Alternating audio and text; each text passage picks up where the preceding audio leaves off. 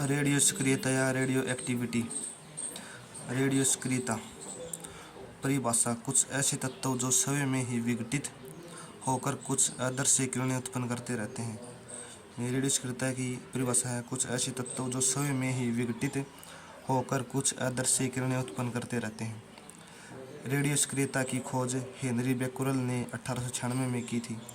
Radio सक्रियता की खोज हेनरी बेक्यूरेल ने 1896 में की थी। Example uranium, thorium, plutonium.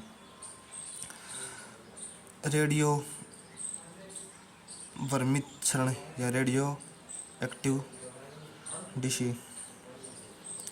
Radio वर्मिक्षरण अल्फा, बीटा, गामा किरणों का उत्सर्जन रेडियो धर्मीक्षरण कहलाता है।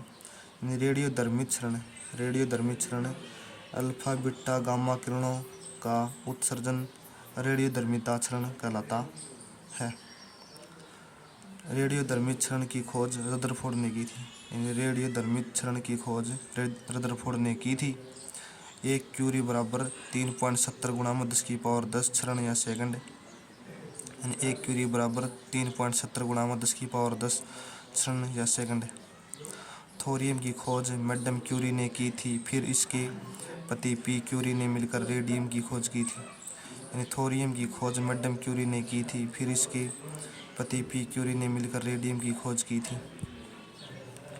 अल्फा किरण अल्फा किरण पर आवेश पॉजिटिव होता है। अल्फा किरण पर आवेश पॉजिटिव होता है। अल्फा किरण की चाल सबसे कम होती है। अल्फा किरण की चाल सबसे कम होती है। अल्फा किरण की तरंग दैर्घ्यता सबसे ज़्यादा होती है। अल्फा किरण की तरंग दैर्घ्यता सबसे ज़्यादा होती है। अल्फा किरण की वेदन क्षमता कम होती है। अल्फा किरण की वेदन क्षमता कम होती है। अल्फा, बीटा, गामा सबसे ज़्यादा गामा की, फिर बीटा की, फिर अल्फा की।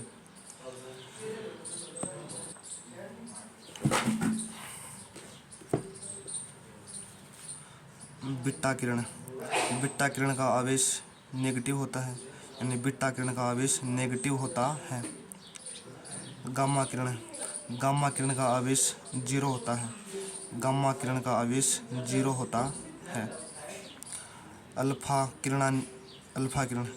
किरण निकालने पर यदि हम किसी परमाणु के नाभिक से अल्फा किरण निकाल रहे हैं तो परमाणु संख्या में 2 की कमी हो जाती है। द्रव्यमान संख्या में 4 की कमी हो जाती है। अल्फा किरण निकालने पर यदि हम किसी परमाणु के नाभिक से अल्फा किरण निकाल रहे हैं तो परमाणु संख्या में 2 की कमी, द्रव्यमान संख्या में 4 की कमी। एग्जाम्पल बीटा किरण निकालने पर यदि हम किसी परमाणु के नाभिक से बीटा किरण निकाल रहे हैं तो परमाणु संख्या में 1 की बढ़ोतरी होगी और द्रव्यमान संख्या में कोई बदलाव नहीं होगा। बीटा किरण निकालने पर यदि हम किसी परमाणु के नाभिक से बीटा किरण निकालते रहे हैं तो परमाणु संख्या में 1 की बढ़ोतरी और द्रव्यमान में कोई बदलाव नहीं होता है। एग्जाम्पल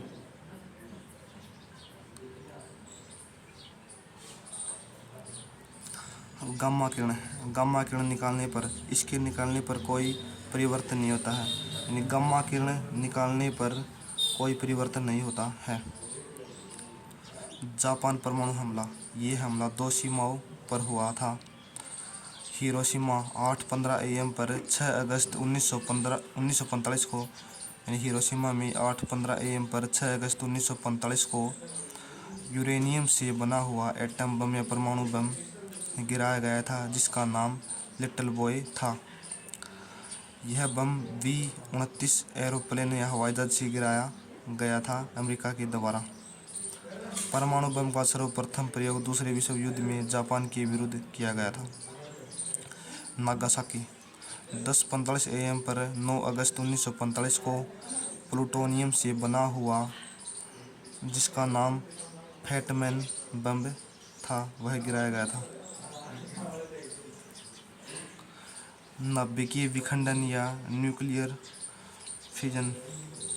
नाभिकीय विखंडन की खोज ओटो और स्टेयर्समैन ने की थी, यानी नाभिकीय विखंडन की खोज ओट्टो हैन स्टेयर्समैन ने की थी। एक भारी नाभिक के दो हल्के नाभिकों में टूटना ही विखंडन कहलाता है, यानी एक भारी नाभिक के दो हल्के नाभिकों में टूटना ही विखंडन कहलाता है।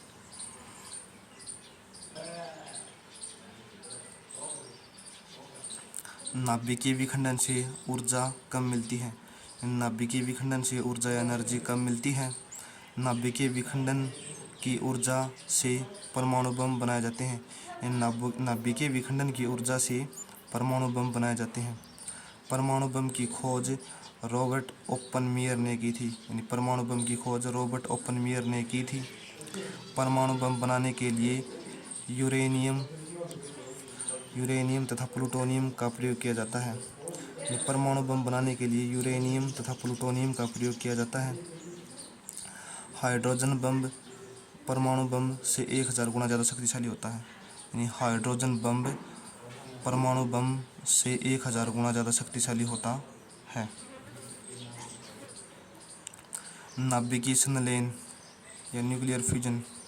नाभिकीय संलयन की खोज हंस बेथ ने की थी। नाभिकीय संलयन की खोज हंस बेथ ने की थी। जब दो हल्के नाभिकों को एक भारी नाभिक में जोड़ा जाता है तो संलयन कहलाता है, यानी जब दो हल्के नाभिकों को एक भारी नाभिक में जोड़ा जाता है तो संलयन कहलाता है। नाभिकीय संलयन से ऊर्जा ज़्यादा निकलती है। नाभिकीय संलयन से ऊर्जा ज़्यादा निकलती है। नाभिकीय संलयन की ऊर्जा से हाइड्रोजन बम बनाए जाते हैं। नाभिकीय संलयन की ऊर्जा से हाइड्रोजन बम बनाए जाते हैं। हाइड्रोजन बम की खोज एडवर्ड टेलर ने की थी। हाइड्रोजन बम की खोज एडवर्ड टेलर ने की थी। नाभिकीय संलयन सूर्य से निहित ऊर्जा का स्रोत है। नाभिकीय संलयन सूर्य से निहित ऊर्जा का स्रोत है।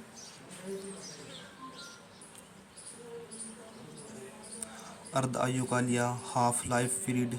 अर्ध आयुकाल वह समय काल जिसमें कोई रेडियो एक्टिव तत्व रेडियोधर्मी क्षरण के कारण अपने मूल द्रव्यमान का आधा रह जाता है। सी कार्बन या कार्बन 14। कार्बन 14 जीवाश्म की आयु पता करने में यूज करते हैं, यानी कार्बन 14 का जीवाश्म की आयु पता करने में यूज करते हैं। यूरेनियम पृथ्वी व निर्जीव वस्तु की आयु का पता करते हैं। यूरेनियम से पृथ्वी व निर्जीव वस्तु की आयु का पता करते हैं। कोबाल्ट 60 कैंसर के इलाज में, यानी कोबाल्ट 60 का कैंसर के इलाज में पता करते हैं। आयोडीन 131, यानी आयोडीन 131 गले के कैंसर में यूज करते हैं, यानी आयोडीन 131 का गले के कैंसर में यूज करते हैं। नाभिकीय ईंधन या न्यूक्लियर फ्यूल। नाभिकीय ईंधन का मास या द्रव्यमान संख्या यूरेनियम 235 है। नाभिकीय ईंधन का एटॉमिक मास या परमाणु संख्या 92 है। यह पिंच ब्लेड का आयस्क है यूरेनियम। नाभिकीय ईंधन से 0.07% ही ऊर्जा मिलती है। नाभिकीय ईंधन से 0.07% ही ऊर्जा मिलती है। नाभिकीय ईंधन भारत की ज़्यादातर नाभिकीय भट्ठी इसी के ऊपर आधारित है। नाभिकीय ईंधन भारत की ज़्यादातर नाभिकीय भट्ठी इसी के ऊपर आधारित है। नाभिकीय ईंधन प्रकृति से मिल जाता है। नाभिकीय ईंधन प्रकृति से मिल जाता है।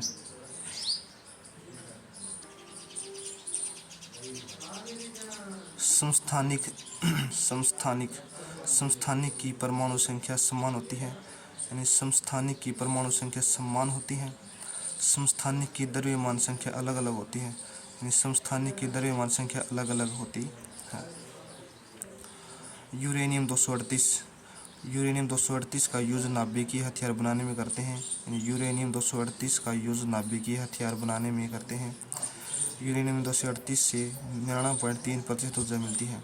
यूरेनियम 238 से 99.3% ऊर्जा मिलती है। प्लूटोनियम 239 मानव निर्मित तत्व है, यानी प्लूटोनियम 239 मानव निर्मित तत्व है। कृत्रिम तत्व है प्लूटोनियम 239, यानी प्लूटोनियम 239 कृत्रिम तत्व है। प्लूटोनियम 239 सबसे ज़्यादा महंगा है।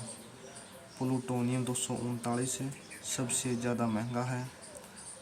यह ऊर्जा की दृष्टि से काफ़ी महत्वपूर्ण है। प्लूटोनियम 239 भारत में FBR में यूज में करते हैं प्लूटोनियम 239 का। यानी भारत में FBR में यूज करते हैं प्लूटोनियम 239 का।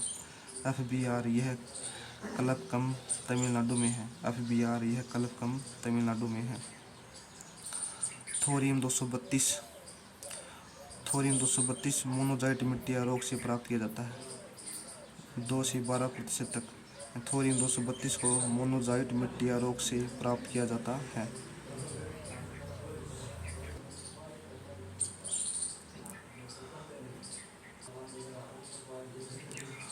थोरियम 232 का प्रयोग हम परमाणु हथियार बनाने में नहीं करते हैं। इसका यूज या उपयोग शांतिपूर्वक कामों में किया जाता है। थोरियम 232 का थोरियम 232 का प्रयोग हम परमाणु हथियार बनाने में नहीं करते हैं। इसका उपयोग या शांतिपूर्वक कामों में किया जाता है। थोरियम 232 का थोरियम 232 से उत्पन्न ऊर्जा से बिजली बनाई जाती है। यानी थोरियम 232 से उत्पन्न एनर्जी या ऊर्जा से बिजली बनाई जाती है। यानी थोरियम 232 उत्पन्न ऊर्जा से बिजली बनाई जाती है थोरियम 232 से। मंदक नाभिकीय अभिक्रियाओं में न्यूट्रॉन की गति को कम करता है। यानी मंदक नाभिकीय अभिक्रियाओं में न्यूट्रॉन की गति को कम करता है।